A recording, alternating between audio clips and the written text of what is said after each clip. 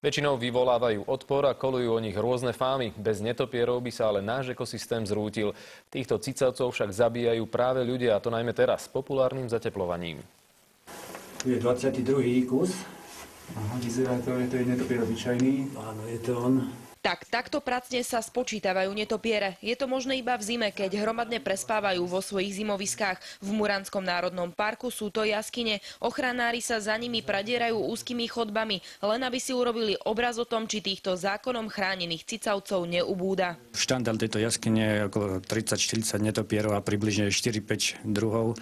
Uvidíme, ako táto jaskyňa kamáža spustí. V lete obľubujú štrbiny panelákov a práve vtedy sa ich najviac obávame. Stále totiž kolujú fámy, že vletia a zamotajú sa nám do vlasov. Netopiera ľudské vlasy ako také vôbec nezaujímajú a nemá ani najmenší dôvod, aby tam vletel, prípadne hľadal tam niečo iné. Hmyz automaticky vyhľadáva objekty, ktoré sú teplé. To znamená, že človek vlastne môže pôsobiť ako objekt, ktorý priláka ten hmyz, a z tohto dôvodu sa môže stať, že netopier sa dostane do blízkosti človeka. Často končia netopiere zamurované pri zatepľovaní. Likvidujeme tak tých, čo nás pred dotieravým hmyzom ochraňujú. Ich vyhnutie by teda malo podľa ochranárov katastrofálne následky. Život by sa stal omnoho menej znesiteľným, dochádzalo by v ekosystéme vlastne k jeho zrúteniu aj pri tom dramatickom premnožení. Marian Liházia, Dominika Lukáčová, televízia Markíza.